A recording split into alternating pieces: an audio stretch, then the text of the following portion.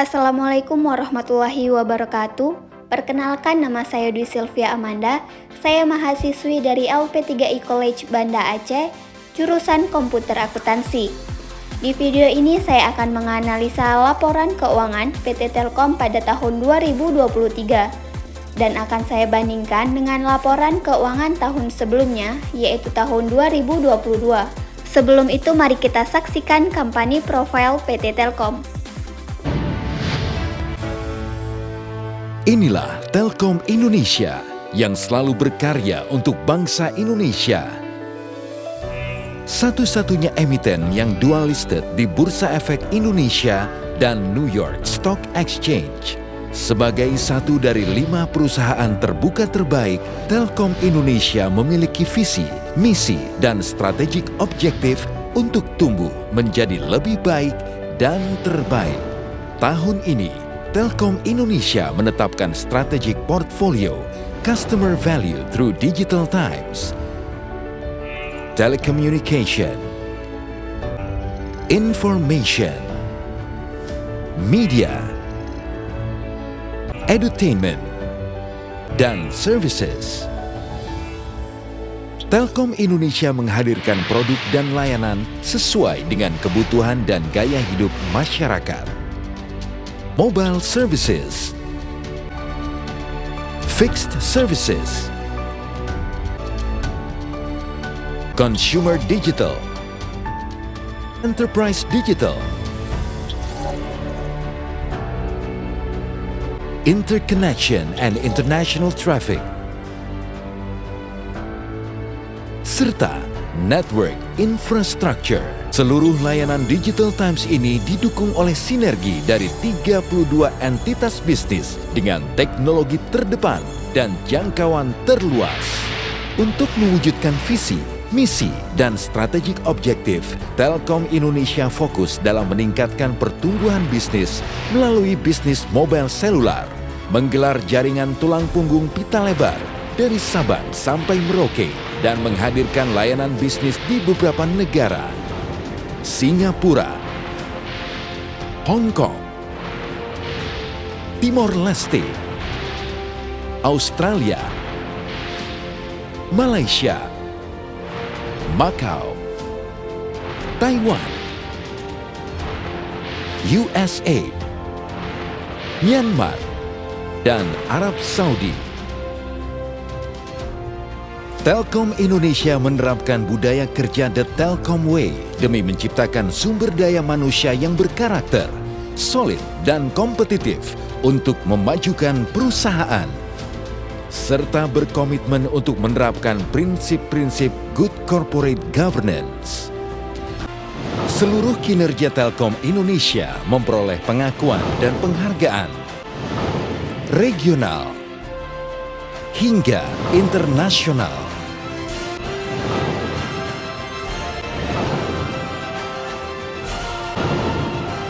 Telkom Indonesia telah menguasai teknologi digital di udara, darat, dan laut, dan siap menjadi the king of digital.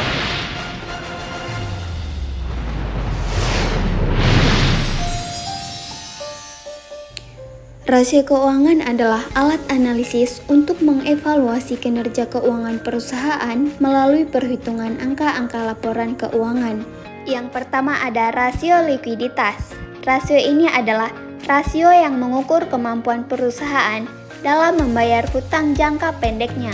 Rasio likuiditas terbagi menjadi 4, yaitu yang pertama ada current ratio, yang kedua ada quick ratio, yang ketiga ada cash ratio, dan yang keempat ada working capital to total asset ratio. Yang pertama ada current ratio atau rasio lancar, merupakan rasio yang digunakan untuk mengukur kemampuan perusahaan dalam membayar kewajiban jangka pendeknya dengan menggunakan aktiva lancar yang dimiliki. Untuk mencari current ratio, kita menggunakan rumus aset lancar dibagi dengan hutang lancar. Di tahun 2023, aset lancar pada PT Telkom yaitu sebesar 55.613 miliar rupiah. Dan hutang lancarnya sebesar 71.568 miliar rupiah. Sehingga jumlah current ratio pada tahun 2023 yaitu sebesar 0,78 kali. Dibandingkan dengan tahun sebelumnya yaitu tahun 2022, aset lancarnya sebesar 55 triliun 57 miliar rupiah. Kemudian hutang lancarnya sebesar 70 triliun 388 miliar rupiah. Sehingga jumlah current ratio pada tahun 2022 yaitu sebesar 0,78 kali.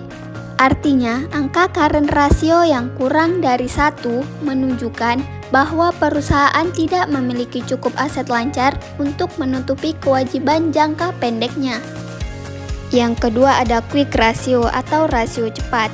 Merupakan rasio yang digunakan untuk mengukur kemampuan perusahaan dalam membayar kewajiban jangka pendeknya dengan menggunakan aktiva lancar yang liquid. Untuk mencari quick ratio, kita menggunakan rumus aktiva lancar dikurang dengan persediaan dibagi dengan hutang lancar. Di tahun 2023, aktiva lancarnya sebesar 55 triliun 613 miliar rupiah. Kemudian persediaannya sebesar 1 triliun 144 miliar rupiah dan hutang lancarnya sebesar 71 triliun 568 miliar rupiah. Jadi jumlah quick ratio pada tahun 2023 yaitu sebesar 0,76 kali. Dibandingkan dengan tahun 2022, aktiva lancarnya sebesar 55 triliun 57 miliar rupiah. Kemudian persediaannya yaitu sebesar 997 miliar rupiah dan hutang lancarnya sebesar 70 triliun 388 miliar rupiah. Artinya, di tahun 2023 dan 2022 menunjukkan bahwa perusahaan mengalami kekurangan kas untuk membayar hutang jangka pendeknya dengan menggunakan aktiva lancar yang liquid. Yang ketiga ada cash ratio atau rasio lambat. Merupakan rasio yang digunakan untuk mengukur kemampuan perusahaan dalam membayar kewajiban jangka pendek dengan kas yang tersedia dan yang disimpan di bank. Untuk mencari cash ratio, kita bisa menggunakan rumus kas dibagi dengan hutang lancar. Di tahun 2023, kas pada PT Telkom yaitu sebesar 29 triliun 7 miliar rupiah. Dan hutang lancarnya sebesar 71 triliun 568 miliar rupiah. Sehingga jumlah cash ratio pada tahun 2023 yaitu sebesar 0,40 kali. Di tahun 2022, kas sebesar 31 triliun 947 miliar rupiah dan hutang lancarnya sebesar 70 triliun 388 miliar rupiah. Sehingga jumlah cash ratio pada tahun 2022 yaitu sebesar 0,45 kali. Artinya, pada tahun 2023 dibandingkan dengan kondisi perusahaan pada tahun 2022, perusahaan mengalami penurunan sebesar 0,05 kali. Yang keempat ada working capital to total asset ratio, merupakan salah satu alat ukur dari likuiditas, atau rasio ini menunjukkan proporsi modal kerja bersih terhadap total aset. Untuk mencari working capital to total asset ratio, kita menggunakan rumus aktiva lancar dikurang dengan hutang lancar dibagi dengan total aktiva. Di tahun 2023, aktiva lancar PT Telkom yaitu sebesar 55 triliun 613 miliar rupiah. Kemudian hutang lancarnya sebesar 71 triliun 568 miliar rupiah dan total asetnya sebesar 287 triliun 42 miliar rupiah. Sehingga working capital to total asset rasionya sebesar minus 0,06 kali. Di tahun 2022, aktiva lancarnya sebesar 55 triliun 57 miliar rupiah. Kemudian hutang lancarnya sebesar 70 triliun 388 miliar rupiah dan total aktivanya sebesar 275 triliun 192 miliar rupiah. Sehingga jumlah working capital to total asset rasio pada tahun 2022 yaitu sebesar minus 0,06 kali. Artinya, rasio negatif yaitu sebesar minus 0,06 kali menunjukkan bahwa perusahaan tidak dapat memenuhi kewajiban jangka pendeknya dengan aset lancar yang dimilikinya, bahkan setelah dikurangi dengan hutang lancar. Yang kedua ada rasio solvabilitas. merupakan rasio yang digunakan untuk mengukur kemampuan perusahaan untuk mengukur seluruh kewajibannya, baik jangka pendek maupun jangka panjang. Rasio solvabilitas terbagi menjadi 5, yaitu yang pertama ada total debt to equity ratio, yang kedua ada total debt to asset total ratio, yang ketiga ada long term debt to equity ratio, yang keempat ada tangible asset debt coverage, dan yang kelima ada times interest earned ratio. Yang pertama ada total debt to equity ratio, merupakan perbandingan antara hutang-hutang dan ekuitas dalam pendanaan perusahaan dan menunjukkan kemampuan modal sendiri perusahaan untuk memenuhi seluruh kewajibannya. Untuk mencari total debt to equity ratio, kita bisa menggunakan rumus total hutang dibagi dengan ekuitas pemegang saham. Di tahun 2023, total hutang pada PT Telkom yaitu sebesar 130 triliun 480 miliar rupiah. Dan total ekuitasnya sebesar 135 triliun 744 miliar rupiah. Sehingga total debt to equity ratio pada tahun 2023 yaitu sebesar 0,96 kali. Di tahun 2022 total hutang PT Telkom yaitu sebesar 125 triliun 930 miliar rupiah. Dan total ekuitasnya sebesar 135 triliun 576 miliar rupiah. Sehingga total debt to equity ratio pada tahun sebelumnya yaitu tahun 2022 sebesar 0,93 kali. Artinya, peningkatan rasio total debt to equity ratio meningkat dari 0,93 kali di tahun 2022 menjadi 0,96 kali di tahun 2023. Ini menunjukkan bahwa pada tahun 2023 perusahaan lebih banyak menggunakan hutang dibandingkan ekuitas untuk membiayai kegiatan operasionalnya. Yang kedua ada total debt to asset ratio, merupakan perbandingan antara hutang lancar dan hutang jangka panjang dan jumlah seluruh aktivanya diketahui. Untuk mencari total debt to asset ratio, kita menggunakan rumus total hutang dibagi dengan total aktiva. Di tahun 2023, total hutang pada PT Telkom yaitu sebesar 130 triliun 480 miliar rupiah. Dan total aktivanya sebesar 287 triliun 42 miliar rupiah. Jadi, total debt to asset ratio pada tahun 2023 yaitu sebesar 0,45 kali. Di tahun 2022, total hutang PT Telkom yaitu sebesar 125 triliun 930 miliar rupiah. Dan total aktivanya sebesar 275 triliun 192 miliar rupiah. Sehingga jumlah total debt to asset ratio pada tahun 2022 yaitu sebesar 0,46 kali. Artinya, pada tahun 2023 dibandingkan dengan kondisi perusahaan pada tahun 2022, perusahaan mengalami penurunan sebesar 0,01 kali. Penurunan ini menunjukkan bahwa perusahaan sedikit lebih banyak menggunakan modal sendiri dan mengurangi utangnya dibandingkan dengan tahun sebelumnya. Yang ketiga ada long term debt to equity ratio, merupakan rasio yang mengukur besar kecilnya penggunaan utang jangka panjang dibandingkan dengan modal sendiri. Untuk mencari long term debt to equity ratio, kita menggunakan rumus hutang jangka panjang dibagi dengan modal saham dikali dengan 100%. Di tahun 2023, hutang lancar PT Telkom yaitu sebesar 55 triliun 542 miliar rupiah. Dan modal pada PT Telkom di tahun 2023 yaitu sebesar 156 triliun 562 miliar rupiah. Jadi, jumlah long term debt to equity ratio pada tahun 2023 yaitu sebesar 35,47 kali.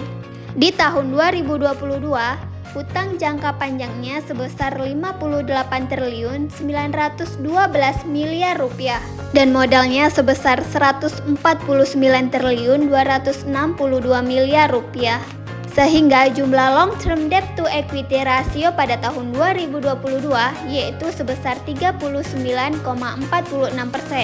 Artinya pada tahun 2022 rasio ini menurun sedikit dari 39,46% dan di tahun 2023 menjadi 35,47%. Yang keempat ada tangible asset debt coverage, merupakan rasio yang digunakan untuk menilai kemampuan perusahaan dalam membayar utang jangka panjang dengan menggunakan aset tetap berwujud yang dimilikinya. Untuk mencari tangible asset debt coverage, kita menggunakan rumus jumlah aktiva dikurang dengan intangibles dikurang dengan hutang lancar dibagi dengan hutang jangka panjang. Di tahun 2023, aktiva lancar PT Telkom yaitu sebesar 287 triliun 42 miliar rupiah. Kemudian intangibles-nya sebesar 8 triliun 731 miliar rupiah. Hutang lancarnya sebesar 71 triliun 568 miliar rupiah. Dan hutang jangka panjangnya sebesar 58 triliun 912 miliar rupiah. Sehingga jumlah tangible asset coverage pada tahun 2023 yaitu sebesar 3,51 kali.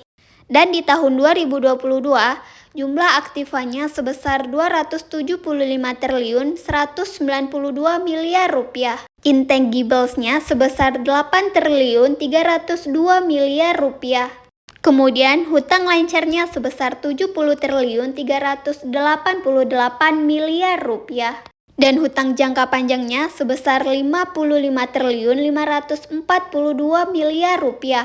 Sehingga jumlah tangible asset coverage pada tahun 2022 yaitu sebesar 3,54 kali.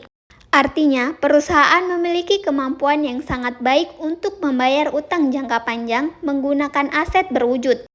Yang kelima ada times interest earned ratio, merupakan rasio keuangan yang digunakan untuk mengukur kemampuan perusahaan dalam memenuhi kewajiban bunga utangnya. Untuk mencari times interest earned ratio, kita menggunakan rumus EBIT dibagi dengan hutang jangka panjang dikali dengan 100%. Di tahun 2023, EBIT pada PT Telkom yaitu sebesar 44 triliun 794 miliar rupiah. Dan hutang jangka panjangnya sebesar 58 triliun 912 miliar rupiah. Jadi, jumlah times interest earned ratio pada tahun 2023 yaitu sebesar 76%. Di tahun 2022, EBIT sebesar 45 triliun 202 miliar rupiah dan hutang jangka panjangnya sebesar 55 triliun 542 miliar rupiah. Sehingga jumlah times interest earned ratio pada tahun 2022 yaitu sebesar 81%. Artinya, penurunan dari 81% menjadi 76% antara tahun 2023 dan 2022 menunjukkan adanya perbaikan dalam kemampuan perusahaan untuk mengelola utang jangka panjangnya. Yang ketiga ada rasio aktivitas, yaitu rasio yang mengukur efisiensi penggunaan aset dan sumber daya perusahaan. Rasio aktivitas terbagi menjadi 6, yaitu yang pertama ada total asset turnover, yang kedua ada receivable turnover, yang ketiga ada average collection period, yang keempat ada inventory turnover, yang kelima ada working capital turnover, dan yang keenam ada average days inventory. Yang pertama ada total asset turnover, merupakan rasio yang digunakan untuk mengukur efisiensi perusahaan dalam menghasilkan penjualan berdasarkan total aset yang dimiliki. Untuk mencari total asset turnover, kita bisa menggunakan rumus penjualan bersih dibagi dengan total aktiva. Di tahun 2023, penjualan PT Telkom yaitu sebesar 149 triliun 216 miliar rupiah dan total aktivanya sebesar 287 triliun 42 miliar rupiah. Jadi, total aset turnover pada tahun 2023 yaitu sebesar 0,52 kali. Di tahun 2022, penjualan PT Telkom yaitu sebesar 147 triliun 306 miliar rupiah dan total aktivanya sebesar 275 triliun 192 miliar rupiah. Sehingga jumlah total aset turnover pada tahun 2022 yaitu sebesar 0,54 kali. Artinya, pada tahun 2023 dibandingkan dengan kondisi perusahaan pada tahun 2022, perusahaan mengalami penurunan yaitu sebesar 0,02 kali.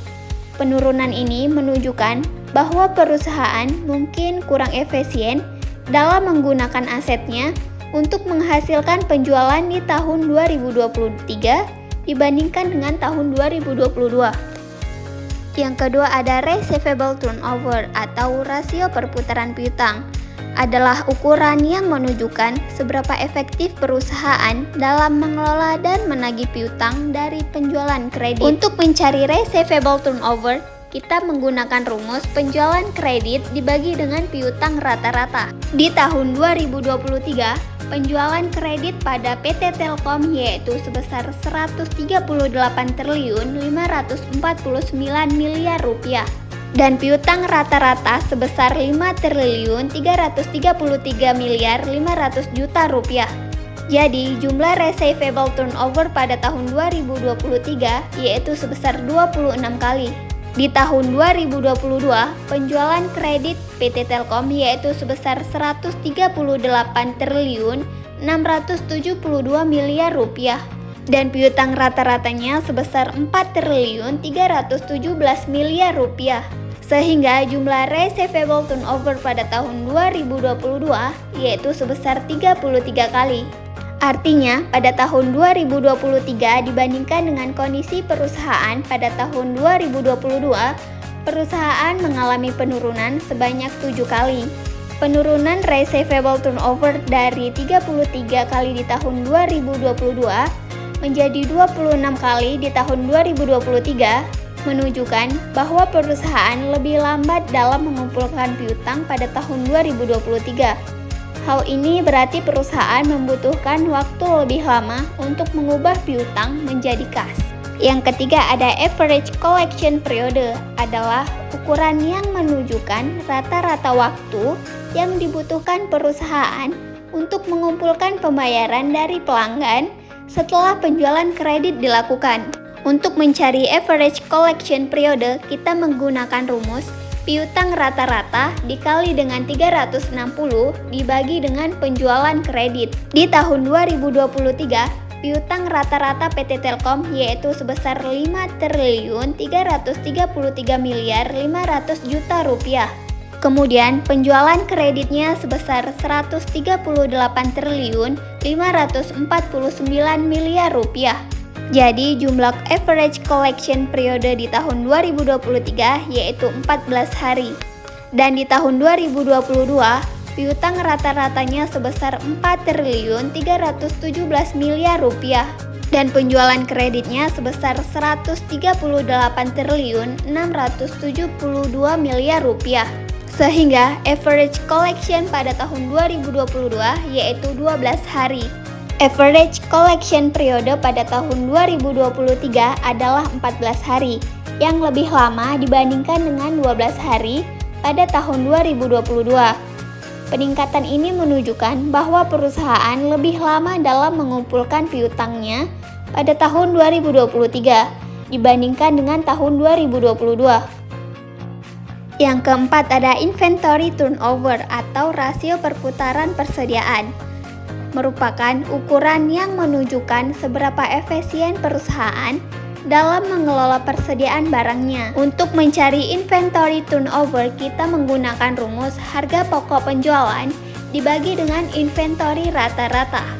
Di tahun 2023, HPP PT Telkom yaitu sebesar 58 triliun 238 miliar rupiah.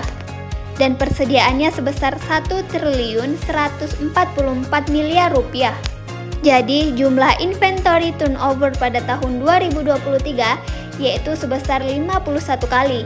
Dan di tahun 2022 HPP pada PT Telkom yaitu sebesar 54 triliun 658 miliar rupiah. Dan persediaannya sebesar 997 miliar rupiah.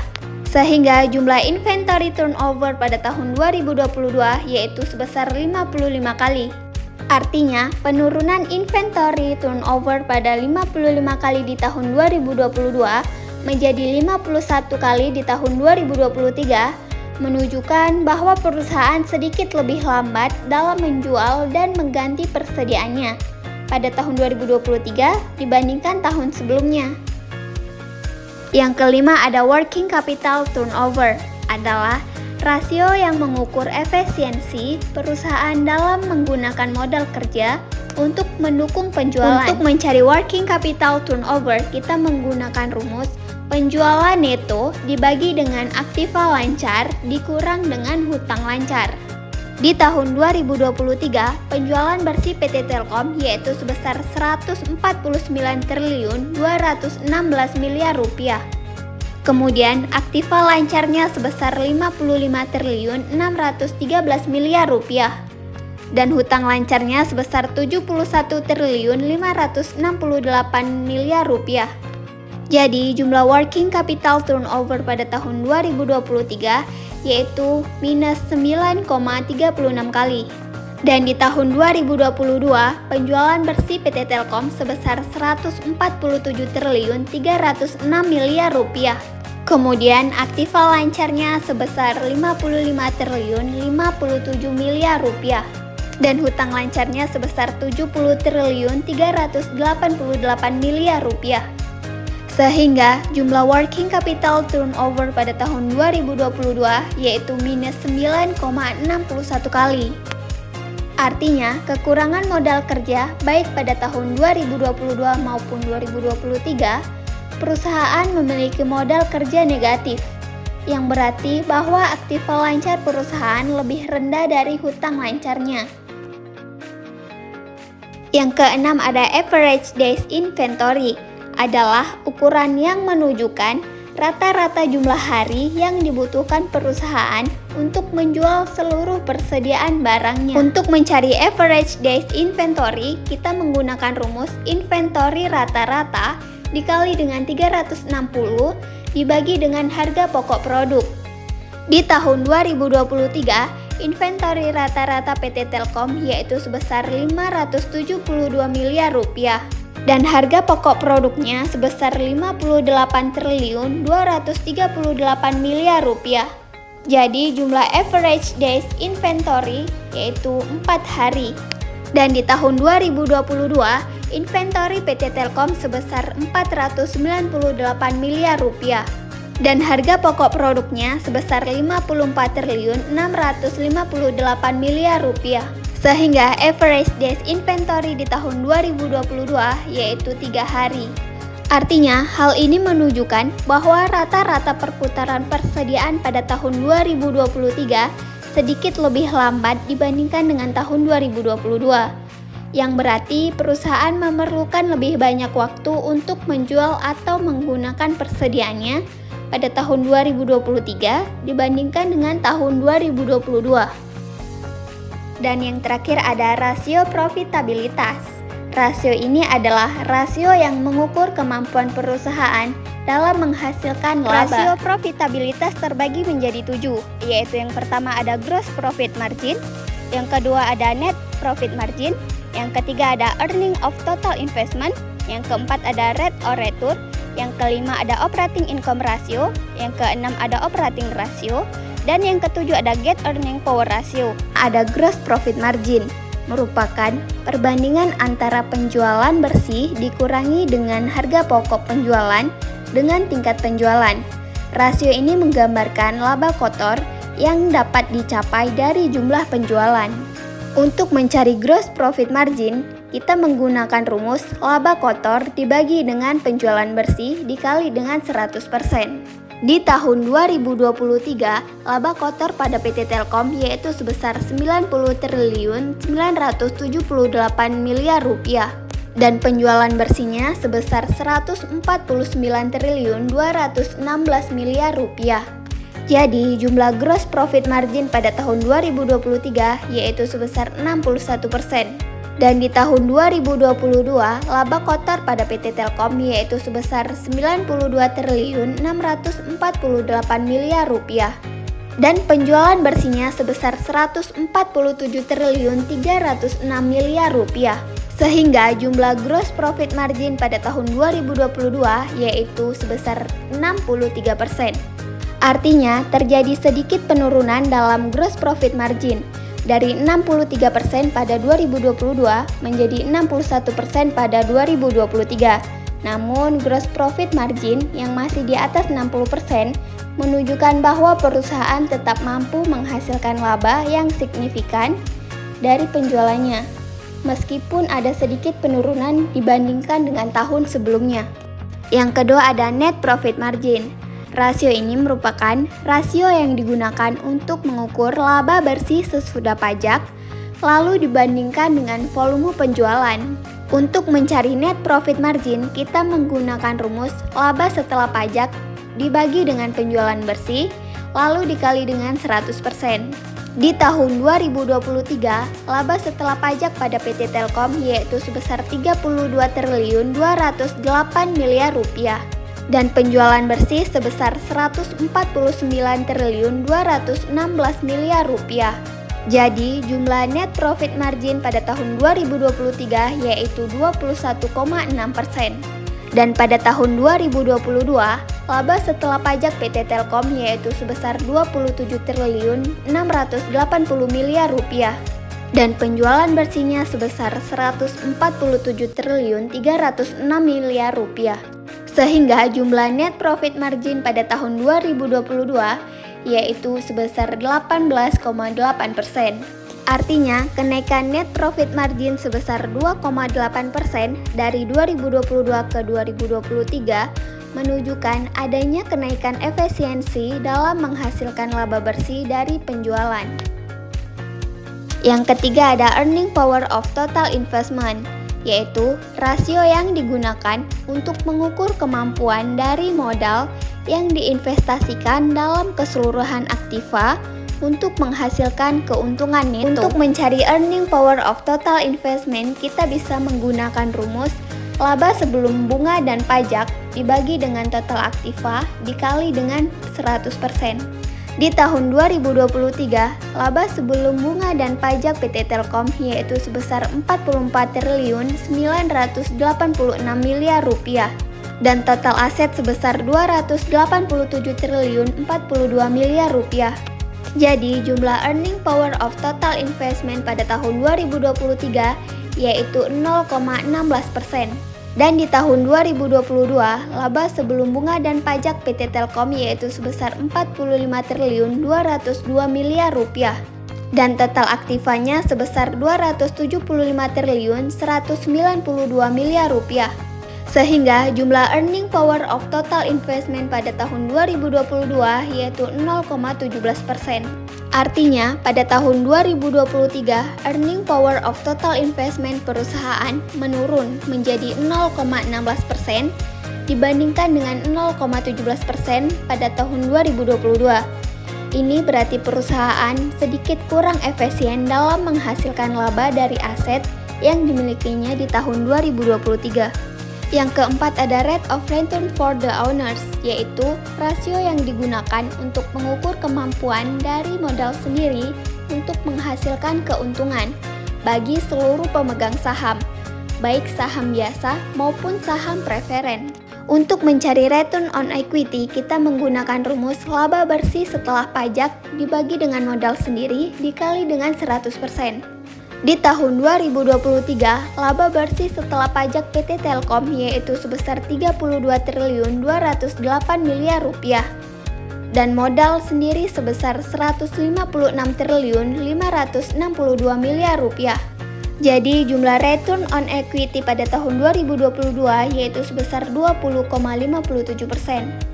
Dan di tahun 2022, laba bersih setelah pajaknya sebesar 27.680 miliar rupiah dan modal sendiri sebesar 149.262 miliar rupiah. Sehingga jumlah return on equity pada tahun 2022 yaitu 17,71%. Artinya, terjadi kenaikan pada return on equity dari 17,71% di tahun 2022 dan 20,57% di tahun 2023, yaitu sebesar 2,86%. Ini menunjukkan bahwa perusahaan lebih efisien dalam menghasilkan laba bersih dari modal yang diinvestasikan oleh pemegang saham pada tahun 2023 dibandingkan dengan tahun sebelumnya. Yang kelima ada operating income ratio, adalah rasio keuangan yang mengukur efisiensi operasional suatu perusahaan dengan membandingkan laba operasional dari perusahaan tersebut. Untuk mencari operating income ratio, kita bisa menggunakan rumus penjualan neto dikurang dengan HPP dikurang dengan biaya ADM, penjualan umum, dan dibagi dengan penjualan neto lalu dikali dengan 100%. Di tahun 2023, penjualan neto PT Telkom yaitu sebesar 149 triliun 216 miliar rupiah. Kemudian HPP-nya sebesar 58 triliun 238 miliar rupiah. Kemudian biaya ADM serta penjualan dan umum yaitu sebesar 13 triliun 399 miliar rupiah. Sehingga jumlah operating income ratio pada tahun 2023 yaitu sebesar 52%. Dan di tahun 2022 penjualan netonya sebesar 147 triliun 306 miliar rupiah. Dan HPP-nya sebesar 54 triliun 658 miliar rupiah. Kemudian biaya ADM serta penjualan dan biaya umumnya sebesar 13 triliun 656 miliar rupiah. Sehingga jumlah operating income ratio pada tahun 2022 yaitu sebesar 54%. Artinya, antara tahun 2023 dan 2022, rasio ini mengalami penurunan sebesar 2%. Ini menunjukkan bahwa perusahaan menjadi lebih sedikit kurang efisien dalam menghasilkan laba operasional dari pendapatannya pada tahun 2023 dibandingkan dengan tahun 2022. Yang keenam ada operating ratio. Rasio ini adalah rasio yang mengukur efisiensi operasional perusahaan. Untuk mencari operating ratio, kita bisa menggunakan rumus total biaya operasional dibagi dengan total pendapatan lalu dikali dengan 100%. Di tahun 2023, total biaya operasional PT Telkom yaitu sebesar 45 triliun 992 miliar rupiah. Dan total pendapatannya sebesar 149 triliun 216 miliar rupiah.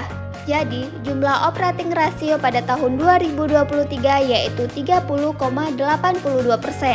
Dan di tahun 2022, total biaya operasionalnya sebesar 47 triliun 446 miliar rupiah. Dan total pendapatannya sebesar 147 triliun 306 miliar rupiah.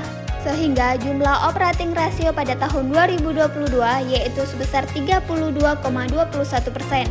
Artinya, penurunan rasio ini sebesar 0,39%, menunjukkan bahwa perusahaan menjadi lebih efisien dalam mengelola biaya operasional pada tahun 2023. Dan yang terakhir ada net earning power ratio. Rasio ini adalah rasio keuangan yang mengukur kemampuan suatu perusahaan untuk menghasilkan laba bersih dari total aset yang dimiliki. Untuk mencari net earning power ratio, kita bisa menggunakan rumus laba bersih dibagi dengan total aktiva lalu dikali dengan 100%. Di tahun 2023, laba bersih PT Telkom yaitu sebesar 32 triliun 208 miliar rupiah. Dan total aktivanya sebesar 287 triliun 42 miliar rupiah. Jadi, jumlah net earning power ratio pada tahun 2023 yaitu 11,22%. Dan di tahun 2022, laba bersihnya sebesar 27 triliun 680 miliar rupiah. Dan total aktivanya sebesar 275 triliun 192 miliar rupiah. Sehingga jumlah net earning power ratio pada tahun 2022 yaitu 10,05%. Artinya, net earning power ratio mengalami peningkatan. Hal ini menunjukkan bahwa perusahaan lebih efisien dalam menghasilkan laba bersih dari total aktiva yang dimilikinya. Jadi, kesimpulan dari keempat rasio itu adalah kemampuan perusahaan dalam mengelola keuangan, membayar utang, mengoptimalkan aset, dan menghasilkan laba. Cukup sekian video penjelasan dari saya. Wassalamualaikum warahmatullahi wabarakatuh.